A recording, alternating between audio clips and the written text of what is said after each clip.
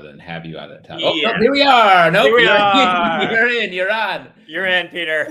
Hello. What's up, everybody? Welcome to Characters Welcome. We've got a real jam sesh summer energy show for you. I'm Justin Tyler. I'm Connor Ozer. I'm Peter Walsh. And we're hanging out here in the rectangles. We were just talking about the terrifying technology coming our way from our man on the inside, Jorge, on the ones and twos. Very fun stuff. But gentlemen, I feels like, Connor, your window is slowly taking up more and more of your screen. Your energy. What's going on with you? Are you like moving outside? It's becoming more and more of the room. The window's slowly taking up the whole wall. I feel like though it's causing you to blossom in my eyes as well. You know, it's springtime for Ozer. It's springtime for Ozer. Everyone loves it. Everyone's so happy that I'm here all the time. It's going great. Yeah, definitely. A lot of people would kill for an increasingly large window. Yeah, that's huge. Congratulations. Yeah. Eventually, you're going to be in some sort of like lovely conservatory greenhouse. You're right. Eventually, I'm not going to be able to throw stones as I like because I won't be in a glass out house. Now. Get it out now, Connor. I gotta throw stones while I can. Wait, are you saying that's a metaphor right next to you there? That's coming. No, I'm saying I gotta throw the stones while I can before I live in the glass house. Oh yeah, nice. Wow, swallowed by a cliche. What a fitting understanding for all of our lives. Peter, how are you? What's up? You got double wolf energy. Yeah, not to give too much away, but ow! Hungry like the wolf. The wolves are out. The wolves are out. If you got wolf shirts, throw it in the chat. Sound off. Yeah, I'm good. I'm chilling. Summer's on its way. I love summer. It's my birthday month. It's my birthday time of year. Oh, nice. So, are you a big birthday celebrator? Do you have plans? I'm not a huge birthday celebrator. My birthday was in the summer, so a lot of people who have summer birthdays might understand too. We're often looked over in school. People never celebrated us. People didn't care because it wasn't during the school year. So I kind of always felt like, the summer I had like quiet birthdays. Went paintballing once or twice, so that was fun. But I have quiet birthdays. I go shoot my friends and enemies. I go simulate war. Oh, cool! Very quiet. So those were birthdays past, but this year probably just gonna go to a bar. Probably just gonna go hang out. Yeah, nothing too crazy, but it's a fun time. That's very fun. Sure. And this is your first. Is this your first time hosting on this? This is my first time hosting. Wow! I'm breaking out the wolves. You brought your dogs. You brought all your dogs. Yeah, the dogs are out. The dogs. Sound off in the chat if you got the dogs. You got that dog and you give us sound off the chat. I mean, let me say, if you have any questions or anything later on in the show, I think we're going to take some time to answer them. Questions about anything at all, something in your life, some sort of stoned thought, or a gear of your own. Zigor Zeppelin getting into the action. My birthday was May 10th, and I got to meet a New York Ranger. Wow. Was it a hockey player or was it a guy who patrols the park? Yeah. Great question. That's a really good dream to meet a park warrior. The Knights of Central Park. Do you ever read Ranger? There's one. That's me. I was about to get to that, Jorge. Do you ever read Ranger Rick, a magazine? I'm dating myself a little bit. When I was a kid, Ranger Rick was a magazine that I got in the mail about being a forest warrior. Whoa. I only know it as a reference. Was it they're rebranding forest rangers, a job that is often kind of like very, it's calm and relaxing. Maybe they reframing that as a warrior, or is it like a character who is a warrior who protects the forest? He was more of just a conservationist raccoon. He's a raccoon. He was a raccoon. He would go and he would just be into the environment and say like nature's cool. But the idea of going into like becoming a forest ranger is like they're mainly featured in like this person's so depressed they haven't spoken a word in several years? Or do you want to be the first victim in a woods-based horror movie? Right. Become a forest ranger. I think it's like a pretty like are you nervous but like are a little artsy? Be a park ranger. Artsy? What art are you like painting out there? Yeah, Are like you, like you paint acorns? or like you make like you're one of these like macrame people. Yeah, or I was gonna whatever. say that's macrame owl territory. I see. It's a lot of solitary time. I grew up in the country, like being in the woods. But now that I've lived in the city so long, when I go home, I'm like, it's too fucking quiet here. I'm so I I've don't. like the city has fully changed me to being Yeah. like some rural. I'm terrified of rurality. Look, it is when you're in the woods and maybe a little cabin in the woods and it's dark out. You don't know who's going to be popping up in those windows. Maybe some that's prime killer vibes. Yeah, You exactly. never know. Do you think? I don't know. If you're a killer, hypothetically, Connor, you've killed in the past. Like, Of course. so chime in when you have an answer. But like, Yeah. if you're like looking to kill, like, are you go? Because I feel like there's so many more people in the city. There's like a lot of options, like a buffet. Right. In a Yes. country, you got to be really like, you got to plan it out a little bit more. You got to like really know an address. Yeah. It might just be like it's like there's too many choices in the city type of thing. You're like at a buffet. It's kind of like choice and decision or whatever, paralysis or whatever it's called. Right. Yeah, right. yeah. In the country, it's like, well, I might as well just go for this person on their vacation. Right. It's Talking on the a phone. convenience of people versus convenience of space. You kill someone in this city, like, oh, there's a lot of people here. You kill someone in the country, there's no people here. Yeah. Yeah. Easier to get away with. I like Jorge. Thank you for doing the law, doing us right, but legally by saying this is a satire. This is satire. We're just having some fun here. We're not planning anything, Right. and we don't want you to plan anything. Right. If we do something like power rank, like who'd be the like if we were make like a pyramid of like who would be the best at committing 9/11, that's also satire. Wow. That is Wow. Keep that Chiron going. This is Yes, Yes, I think this is power continuing. rankings. Connor does not seem done. He seems like he has more to say about this particular topic. I will say harder to do that in the country, though, Connor. Harder to commit 9/11 in the country. That's what they say. Have to scale it down. You got to scale it down. Soft targets. There's a great comic book that I read that comes to mind called "Beneath the Trees Where Nobody Sees," which is it's like Dexter meets the busy world of Richard Scarry. Have you ever Busy World of Richard Scarry, like a book series, is an animated show, very cute, like township.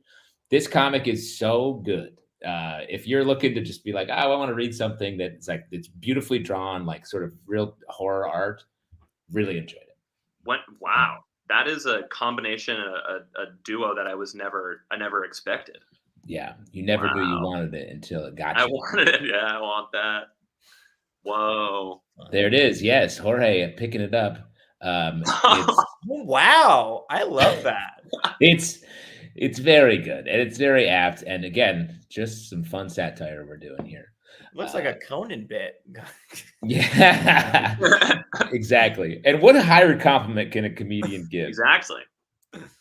That's what I said to my wife when I proposed. This is like a Conan This is bit. the Conan bit.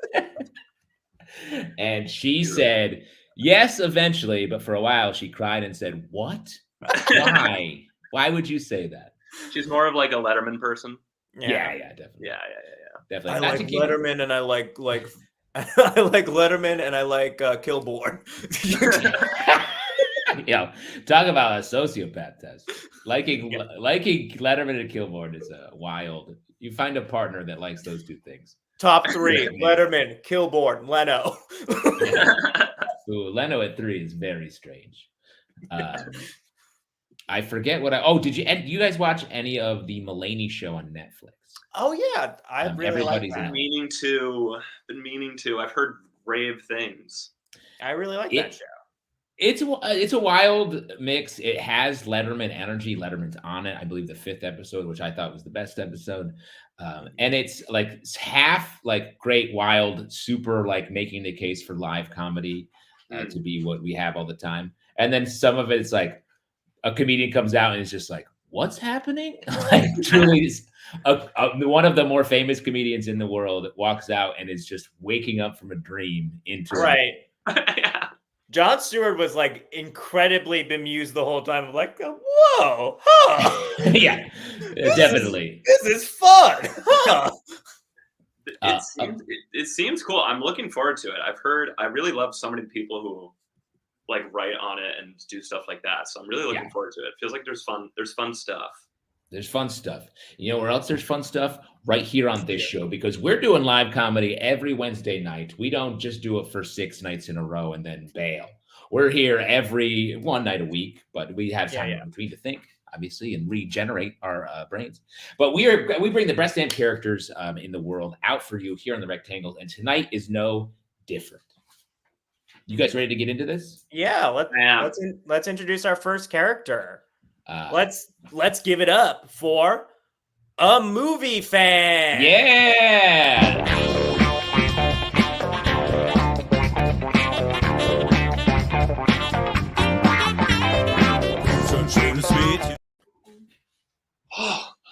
Oh mein Gott.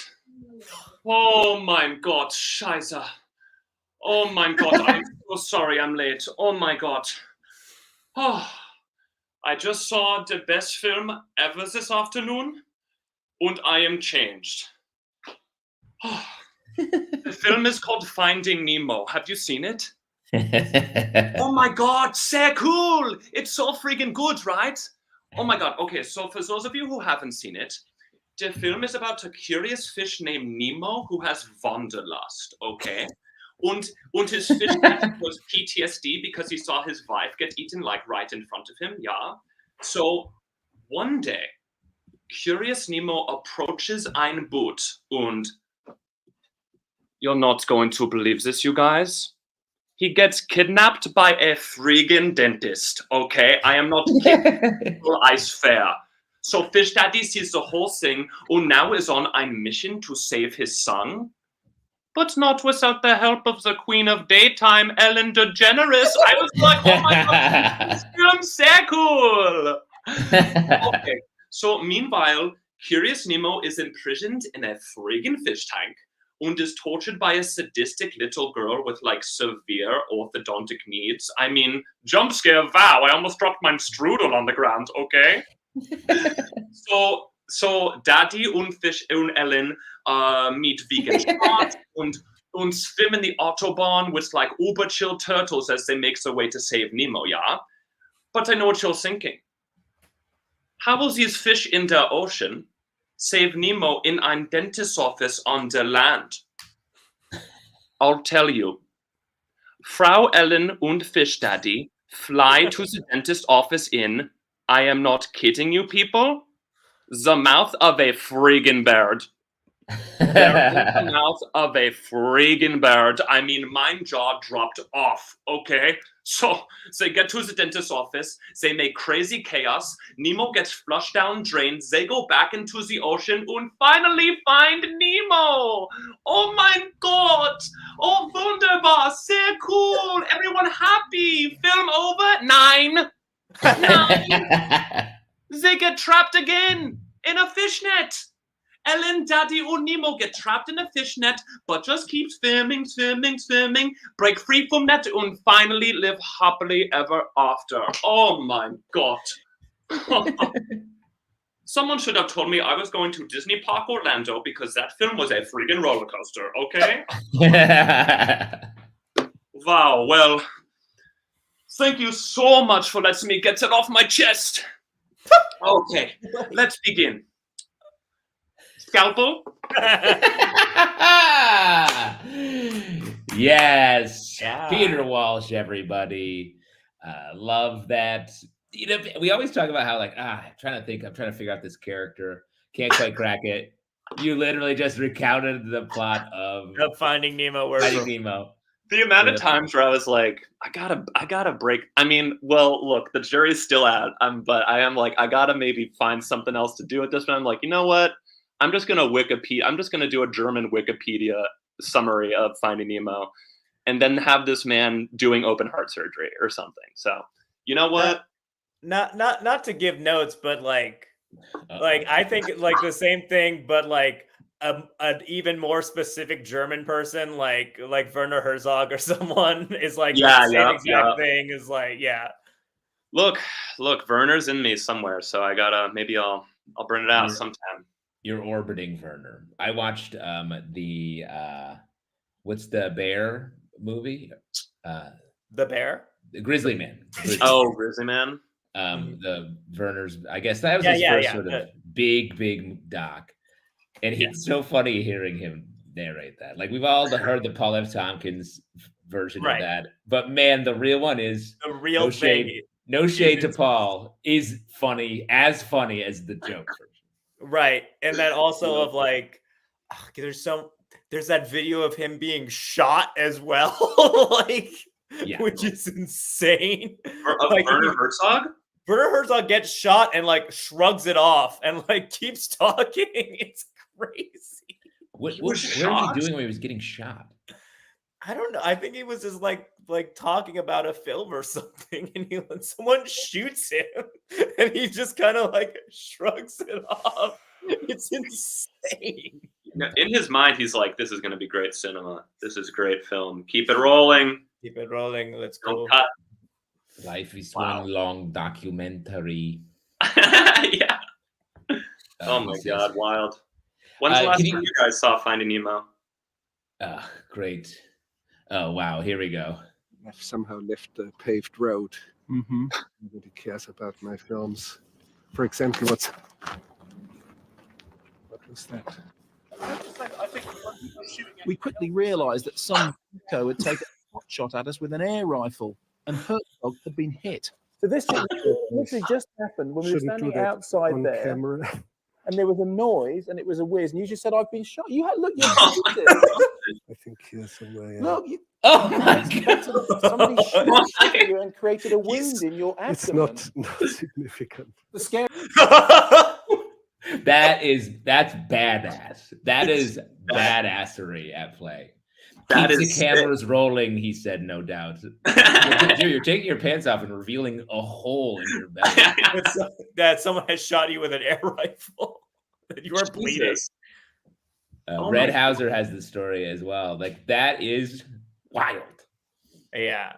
It's like, I mean, like in real life, like before, like his famous documentary stuff, he made people like build an opera house in the middle of like the forest, like actually by hand. Oh my God. He's an insane person. He's found a real home. We've accepted him. Yeah. So Peter, when you were how did you come to this character? Did you start with Nemo, real life experience? I was at a movie theater, and behind me was a man wearing something similar to this, and he was talking to his friend about how he just watched E.T. the night before, and he was describing it with like the most joy I've ever heard anyone. But he would also describe E.T. as like. He described E.T. as a raisin from space. So I'm like, the world has to know about this man. That's awesome. So it was very much like, whoa, okay, I'm gonna just do exactly what this guy is doing. Then it was pretty easy. I just watched Finding Nemo and intensely noted. Scribbling the whole time. And I took one semester of German in college, and so I obviously took the expertise I learned from that class and brought it to the character. So in the class was funny German accents. It was funny German accent. We didn't learn a lick of German. It was more about how to bring it to comedy characters you do online. So you went to Goof U. Yeah, I went to Goof University. Proud graduate of Goof U. I majored in yucks, and it was worth all the $80K I spent each semester to go there. So. Yeah, I was an econ major at GoofU. Huge mistake. Wrong. Not what they're known. It's not what they're known for. Not what they're known for. You know, I wanted to do like sort of a liberal artsy thing. Minor in ticklies, but oh, okay. You dipped your toe. Yeah, I did my toe. Good for you. Good for you. Dip my tickle toe. My real degree is too close to this for me to make fun of. Oh yeah, your eyes fell when we were talking. Yeah. Do you want to share? Yeah, I went to NYU and I have a fake degree. A fake degree. But I went to the individualized study school. You make your own major, so I just did like acting and writing, basically. Oh, okay. So your diploma says like acting and writing. I don't know. It's whatever. It's whatever. Nice. You don't. We shouldn't push. It doesn't. Yeah, I know. This feels like a. There's stuff under here. I know, Connor. I told you you liked it. I liked it, but it's like, it's fake. Ever since we started talking about this, the blossom has fallen off of you, Connor. Like it's getting light has left darker. you. It's getting darker outside too, which I imagine reflects your internal life. Yes. Yeah, the outside sort of me. You're the main character. You're a metaphor. You're a living metaphor. Yeah, I did turn on the light and then turn it off. It's like I don't want to adjust yet. No, we saw. It was nice. Just to figure out. I like this natural. I like the natural light. It's very. I do too. I'm going to turn it off. Very, very dark. Very like Werner. I think would be proud of this choice. Yeah, Werner would love, and Werner's watching right now. Werner's watching. Big characters welcome guy. He ironically does a killer Paul F. Tompkins. That's actually he should do that. I would imagine. And that's the kind of thing I bet he would do if he was asked by the right person. Right. Yeah. Like if Francis Ford Coppola asked him. Yeah, he would do it. I think stuff. He was in that. He was in Mandalorian. I was like, oh, it's Werner Herzog. Yeah, he does act technically. Yeah. So, shouts to him and all the German accents we have all done in our comedy, our illustrious comedy careers. Come on, they're funny people. They're funny people. They did one very not funny thing. Chiron, hit the Chiron. Yeah, can we get this? Connor's going off on one of his Connor's Bill Maher style rants. Satire. New rule: Germans did one really bad thing. You carving out the role as our Bill Maher is very funny to me. We pop you in at the end of every show and you just give us like 3 new rules. New rule: Tickaloos, whatever, are done. Yeah. New rule: women, what are they? I've lost the understanding of that subject. I like that I'm Bill Maher, the most Islamophobic person ever. Yeah. That's why it's satire. Read the Chiron, Connor. Yeah, this is satire. New rule: this is satire. Hypothetically. Great stuff. What do you say, gents? You want to welcome out our next character? That sounds good. Let's welcome out a dinner plate.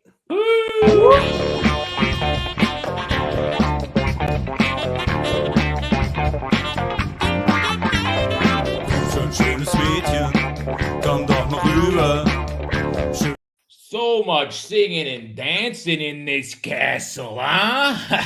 My porcelain's fucking killing me, right? Pardon my French, miss. So your name is Belle? I'm Dave Saucerini, or I used to be before I was magically transformed into a dinner plate. You may recognize me as the last plate to dive into the sink during Be Our Guest. Huh? Yes.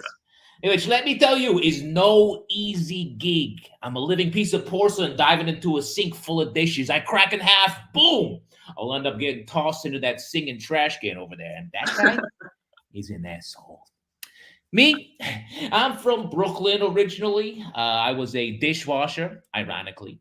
And then my girlfriend is like, let's go to Europe. Let's stay in a castle. It'll be magical. So we come here. Next thing I know, this prince pisses off some weird witch. And boom, he's a beast. And everybody else is transformed magically into kitchenware that sounds like their name. Why couldn't my name been Dave Human, right? Could have been worse, though. My girlfriend's name was Mary Toilet. Oh, you can imagine how her life is going. How do you like Europe now, Mary? She's dealing with clogs the size of Gaston's neck. Yuck. What do I care? She cheated on me with a toilet brush. What a whimsical curse this is. I mean, it wouldn't be so bad here except for all the other kitchenware. You know, I've had it up to here with this Lumiere guy. He's always hopping around, lighting shit on fire. Newsflash, candlestick. You're dating a feather duster. Come on, it's a recipe for disaster. Try dating the wood stove. Make a nice little flame. Here's the thing. Chip drives me up the friggin' wall. Throw him away. He is a broken thing. I mean, come on. His mom's a 75-year-old teapot. I don't think so. Those hot flashes ain't caused by the tea. Don't even get me started on the beast. First off, he's like 9 animals at once. Don't make sense. And how hard is it to get kissed by your true love? If I was him, I'd have gotten laid the afternoon of the curse. You know how hard it is while I'm talking about it to get laid when you're a dinner plate? It's nuts. I mean, I had this thing going. Let me open up to you. I had this thing going with a talking hat. I met at a party in the dishwasher. I don't know what she was doing there. Anyway, it was getting hot and heavy, and all of a sudden I realized plates don't have any genitalia. Oh, tough night. What was I thinking, though? I could never make it with some high society talking hat anyway. Maybe a headband or some weird shoe, but I used to date a toilet, for God's sakes. So listen, Belle, here's the thing that bothers me. Where are the plates that were dinner plates before I got turned into a plate? Huh? Did they get turned into people? Because if there's some saucer walk around in my body in Brooklyn trying to put a coffee cup on his goddamn head, I'm going to lose my friggin' mind. Oh, sorry. I get wound up for a piece of porcelain. But, so you single? Any interest in making it with a dickless dinner plate inside a chatty china cabinet? Huh? Woo! Yeah. Oh my God. We got a real Disney block going. Yeah. A night Connor, film. not too late. I don't think I have any. Oh, I have a character. I could. No, I'm not gonna do it. I'm not gonna, I have Don't a plan. change. Never change, Connor. Never change the theme. This Never is change that what you time. do. I love the idea of dinner plates getting turned into people and it just flipping. I mean, that's the genesis of this character is that. I was watching Beauty and the Beast, and I was like, this doesn't make sense. There was already dishes. There's already dishes there. And how many servants did they have? All these forks. Seriously. Oh my God. Yeah, how many people work? There's a lot of people working that castle. Just one guy. Red Hauser, I almost expected the plate to also be performing surgery. I'll tell you what, if I had it again, I'd do it. If I had it again, I'd do it. Connor, it's not too late. Throw it in at the end of the piece. Perform surgery. Again, I also have a character who does. There's a surprise twist that he is a BBL surgeon. Oh my Kayla God. St. Pierre asked the question that we're not asking. Can a castle have too many plates? No, technically. And I feel like a castle, especially very wealthy people, how breaking a dinner plate is how you express your feelings a lot of times. Yeah. If right. my understanding of movies is accurate. So you're needing a lot of plates on hand. Yeah, there's a lot of it. Look, the emotions are high in castles. Castles are not chill, relaxed places. You need to break stuff. You need to let your feelings out, and stuff will get broken and trashed in the process. It's just part of it. You're living inside a stone, so you can't. You asking to be broken. You drop your iPod, obviously like 15 years ago. It's over. Yeah. Oh my God, I love castles from 15 years ago. Yeah. Those new castles. Places. You ever been in a castle? I have. When I went, I was in London and I went to the London Castle. A lot of history there. The Tower of London, it's called. I was gonna say. You sound like you're lying. I went to an Airbnb. Some guy just invited me in his home. Called it the Castle of London. I'm an American. I don't know. It was a Tudor house. Anyway, he robbed me blind and left me naked inside his apartment. That's just the price you pay for entry. But yeah, it was very cool. A lot of crazy shit went down. A lot of crazy shit.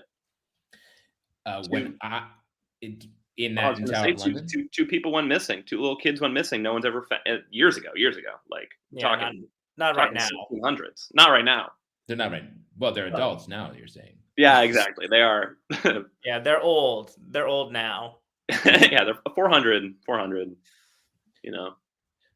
That's the castle's time moves differently. When I was this is years ago, I was in Scotland and I stayed in a hostel that was in a castle. It was a castle hostel.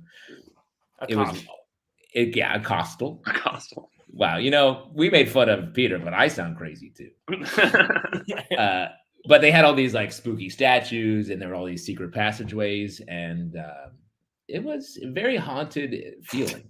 Did you experience anything supernatural, perhaps? No, but what I did do is all the people I had met on the bus tour I was on, when we went and walked around the woods at night, having had a bunch of drinks, I ran off and then snuck up behind them and rubbed a stick on their back. Ah, good. Nice. The real asshole. Speaking of the horror movies from earlier, that person would also be the first one to die in the horror movie. Yeah, the person pulling those pranks. Yeah. The prankster. Look, the clown gets killed off early. It's the tragic part of this. It's tragic. That's why we pursue this life. These clowns get killed off in these movies because we never see them do the clown's prayer. Right. That saves them. That saves them from all tragedy. How dare you bring that into this house? Don't you dare bring the prayer here. I did a show at the Pit Loft, and I was so tickled to see the clown's prayer on that wall. I guess for those listening, I'm going to try to explain this in a way that doesn't make me look like a dick. But the People's Improv Theater in New York, they had a bunch of locations, and they continue to have different places. Every single one has the clown's prayer written on the wall. And improv world, everyone's sort of busting balls all the time. To walk into a place where you're meant to just be fun and funny and see something as self-serious as the clown. Look up the clown. Jorge, can you put it up? Yeah. On the wall, it always makes me laugh. I can't believe you brought it up, Connor. That's the most inside baseball shit I've heard. I know. But you got me with it. The clown's prayer. That is so funny. Who's credited with the clown's prayer? Who did? I think it's like anonymous. No fucking way. Yes. I will say this is not the painting on the wall, because this is even more chaotic. I know. The fact that Jesus is like, hey, it's the clown I know. It's my clown buddy. Let's do it real quick. As I stumble through this life, help me to create more laughter than tears. Dispense more cheer than gloom, spread more cheer than despair. Never let me become so indifferent that I will fail to see the wonders in the eyes of a child or the twinkle in the eyes of the aged. Never let me forget that my total effort is to cheer people, make them happy, and forget momentarily all the unpleasantness in their lives. And in my final moment, may I have you whisper, when you made my people smile, you made me smile. Wait a minute. That clown's in the Last Supper. Wait a minute. You look in the far corner of the Last Supper. There's a 14th guy. There's a 14th guy. Oh, what am I doing here? Unbelievable. I'm not going to betray you. You can trust me. I like there's a lot of use of the word cheer in there. Like that could use a rewrite. Yeah, they could use a rewrite. Oh my God. What's There's nothing. What's funny about this? I believe this is the Last Supper. Yeah, held no, in my church. I'm laughing because that is my what's the phrase? I can't fail to see the cheer in a child or the twinkle in the age. Twinkle in the eye of the aged. Yeah. Twinkle in the eye of the aged is really the part that stuck the most for me. Yeah. There's something about that is just so beyond. There was a point where I'm like, is this a joke? And then Twinkle in the Eye of the Aged really made me go like, no, whoever made that is real. It's really sincere. It's deeply sincere. And it tracks back to Jesus. I was like, I know. Get out of here. It's weird. It's also Christian-y. Yeah. That is so funny. But every clown says that before they step out to be funny. Yeah. True. Every clown, all the comedy I do is for Jesus Christ. Yeah. Yeah. So, yeah. My term. Hashtag clowning for Christ. Yeah. Yeah, that's right, Schreikler. Famous eye-stealing clown was on the rampage in 30 AD. Yeah. He really settled down when he got Jerry Orbach's eyes. Well, I heard Jesus also met the clown in a 101 improv class. Yeah. Back in Nazareth. They had really good. That was a pop and improv scene back then. So yeah, huge. Huge. Huge. That's actually a really funny idea to track improv through all of history. Small audience, perhaps, but that's very funny that Jesus. And then Hitler took that improv class right before he got into painting. Hitler was really involved. Hit the Quran. Yeah, get the Quran. Wow. Hitler was big in the indie scene, but he never really made it. Jorge in the private chat says, and I'm not asking you to do this, but he says, don't Google Jesus and a clown doing improv. Don't do it. Yeah. So that feels like Jorge may not be able to finish teching the show. He's so unsettled. Is it still at the pit the last time you were there? Yeah, I was at the pit loft, and it's like on the wall. They didn't used to be there. It wasn't there pre-pandemic, but now it is on the wall, like stage left. I'm pretty sure also in the back, next to the light or the timer in the back, there's like a Del Close. There's a Del Close. It's like to the right of that. And if you turn on the Del Close quote, I'm pretty sure he becomes a skeleton. Oh. Do you know what I'm talking about, Connor? I don't think I saw a portrait of Del Close next to a bunch of like knickknacks. Okay. There's something where if you go to the left and the right of the picture, you do see the Del face Close transform into holographic. Yeah. Yeah. This theater's terrifying. For anyone who doesn't know what an improv theater looks like, we're describing it in a very insane way. Yeah. We're really getting in the weeds. Streikler says FDR and Churchill were never on a house team. That's right. Mm-hmm. Sort of the broad city of their time. Yes, this is the thing I was trying to think of. Jorge has it. He found a picture of the wall at the pit. It's in memoriam of Chris Farley. That's what. What do I do? What do I do here? What do I do? Wow. We go to the pit tonight. We go to the pit tonight and we pay our respects. That's what we do. Yeah. Yeah. Oh my God. Yeah, this is the one that was in the big pit. Yeah, the one on the stage. It was on the wall, stage right. Yeah.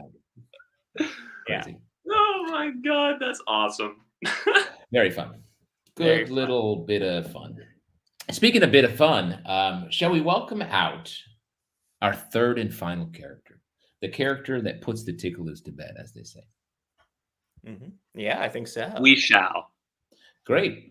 Let's do it. This guy is near and dear to all of our hearts as a New Yorker. Bump into him all the time, and I'm always happy to see him. Please welcome to the Rectangles, your Bodega guy.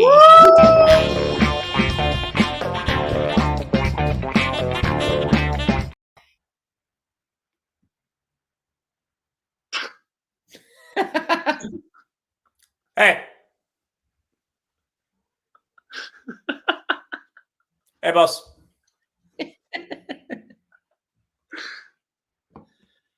Çok yaşa. Nasılsın?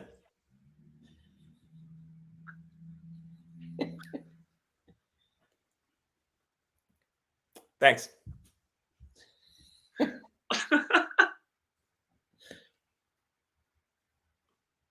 How'd it go? Çay mı içeyim oğlum?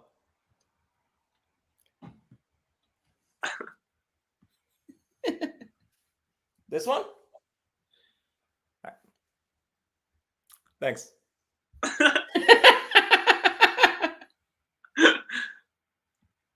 Thanks, boss.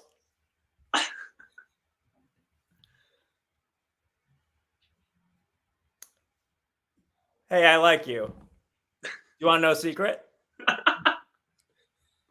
I don't work here. You see me every day? No, you don't. You heard me speak a foreign language to the other people working here? Yeah, I spoke Turkish. All these people are Korean. The person you see here every day is very young and very Korean. Now, if we're being technical, I am also a young Asian person, but that's really stretching it. The person you see here every day is a 12-year-old Korean boy whose dad owns the bodega. I'm not giving you shit, but I am very much not 12 and not Korean. Then what the fuck am I doing here? Oh, that's a good question. I'm waiting. I'm patient. When someone disappears in the way that no one looks for them, do you think it happens fast? Or do you think it happens slow? What do you think goes first? The person themselves or their mind? Oh no. I'm not going to disappear you. No. But if someone were to disappear, how would you know? You thought I was a 12-year-old Korean boy you see every day. See? Hey, they put a hash brown in your chopped cheese. I think you're going to really like it.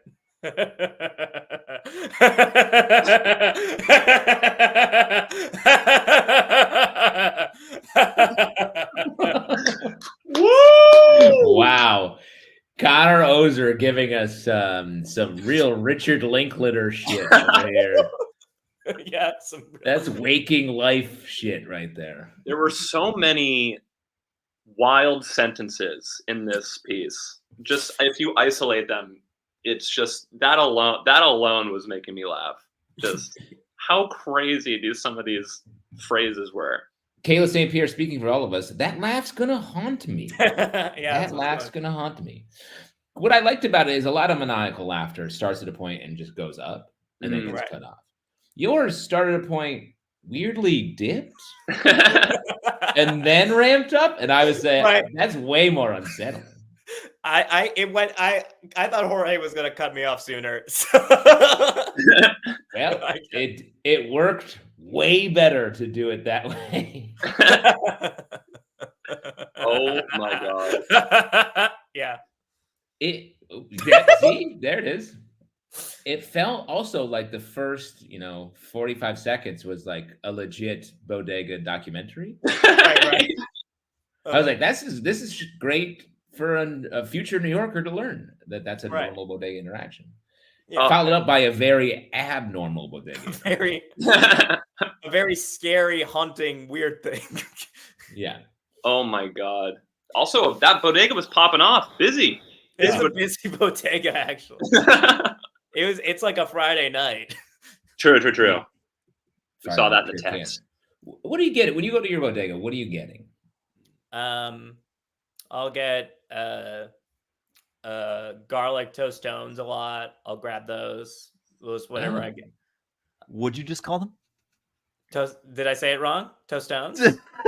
And I've never heard anyone say it out loud. Wow, I love Jorge giving you just an absolute roast. I've eaten them. I've never heard anyone say the name out loud. He also didn't say the right way to Yeah, say he vanished.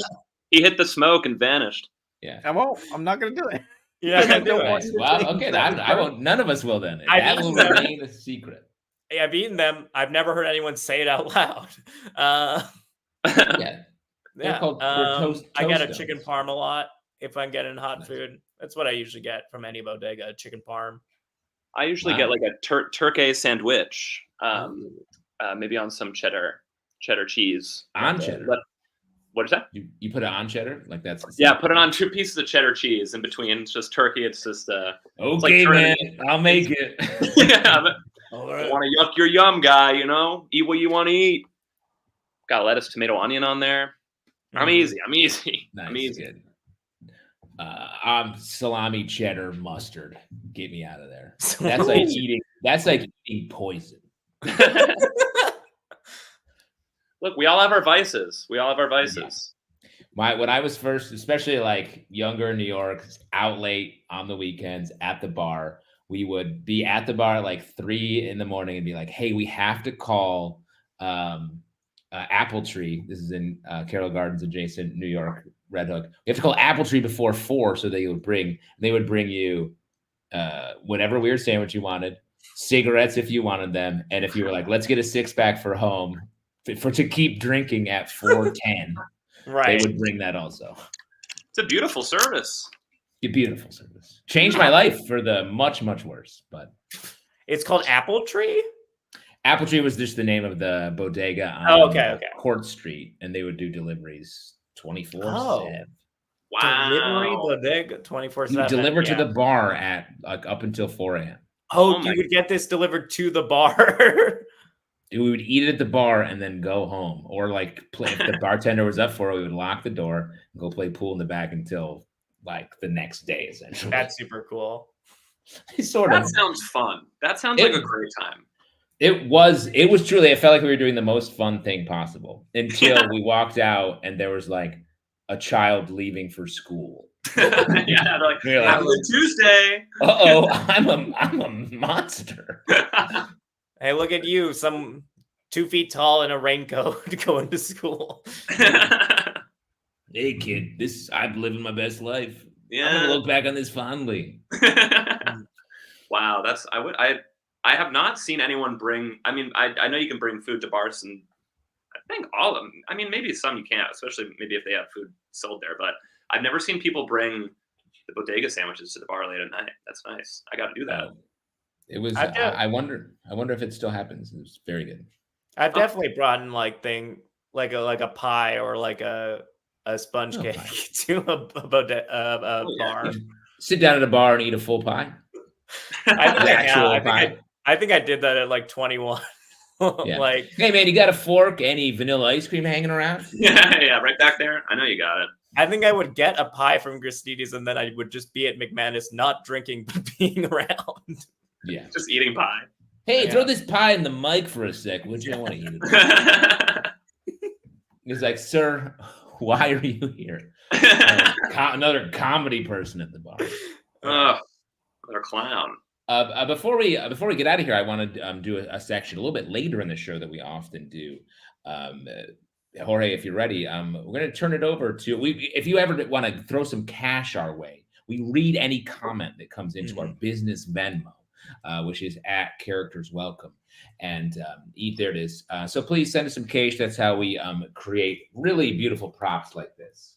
You know, I can't let you behind the scenes about what this is made of, but you'd be quite surprised.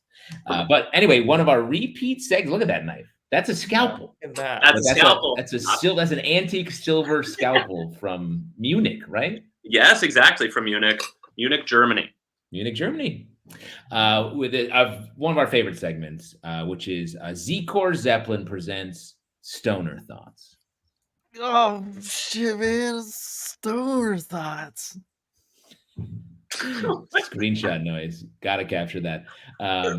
Welcome back, my friends, to the show that never ends. We're so glad you could attend. Come inside, come inside. There behind a glass stands a real blade of grass.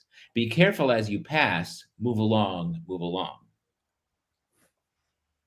That feels like a Connor Ozer piece. Did you say that line in the piece you just did? Could have easily. B, a Beatles song from like late period. Or C, just like the most stoned thinking on Isn't it Electric Light Orchestra? Only Z-Core knows. And the band members of ELO. Yeah. Nice. Look at all the light adjustment happening. You know that care about production here. Oh yeah. We got yeah. full on tech stitch here. I had to charge my computer, had to take one of my lights out of commission. I only got so many outlets. These are the sacrifices we make. Yeah, these are the audibles we call when we're live. When we're live. Hey, in your face, Mulaney, we're live too. Yeah. Z-Core Zeppelin says Emerson, Lake, and Palmer. Oh, that's what. Yeah. Wow. Different ELO. Different ELO. Right. You see in the record bid right after. Right after. I knew it was ELO. I didn't know which one. Yeah.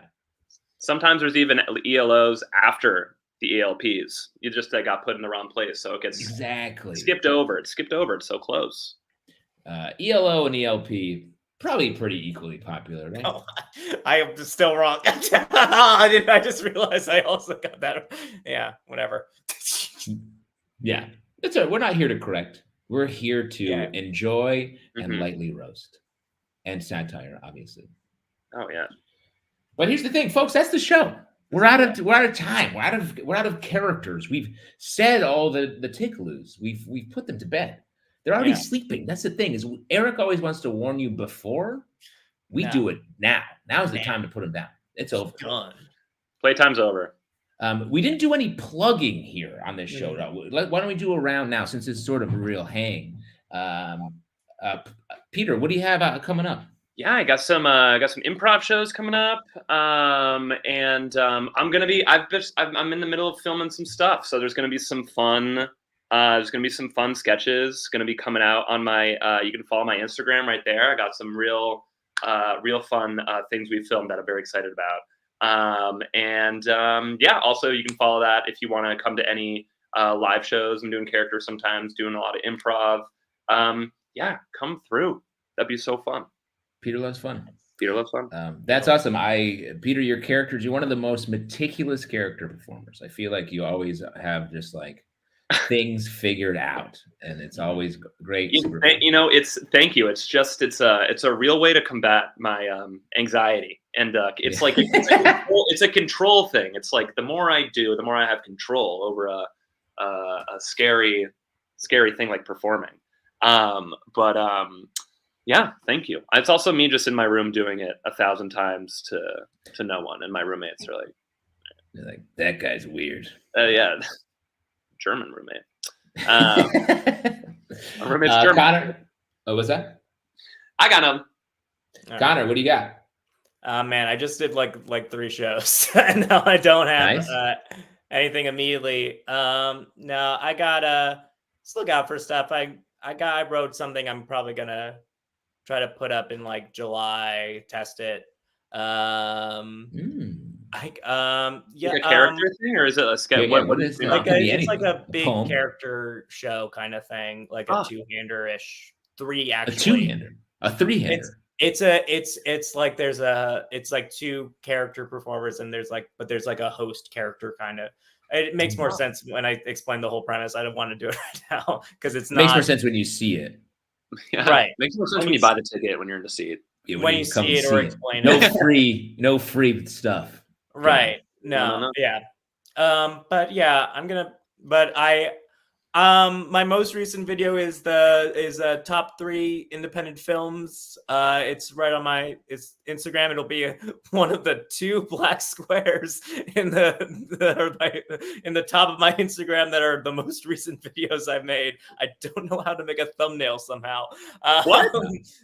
It's top 3 independent films. It's very funny. Fake films like Citizen Kane 2. Very. I love that. I love that you don't know how to make a thumbnail. That's perfect. Yeah. Now that you got this free time, that's a very Googleable thing. I looked it up and I somehow still screwed it up. Yes. I'll do it for a price, Connor. Yes. No. But no, yeah, just look out for stuff. I guess my friend Fallon's in the IO Fest. I guess eventually I'm gonna probably help her with her show. Awesome. Yeah. But yeah, that's it for plugs, I guess, for me. That's great. Awesome. For me, well, we have a Characters Welcome show coming up May 31st. That's a Friday, a little over 2 weeks. Please come. We're doing a present. Every character is going to be a presentation. I think it's called On Mic is what we were going with.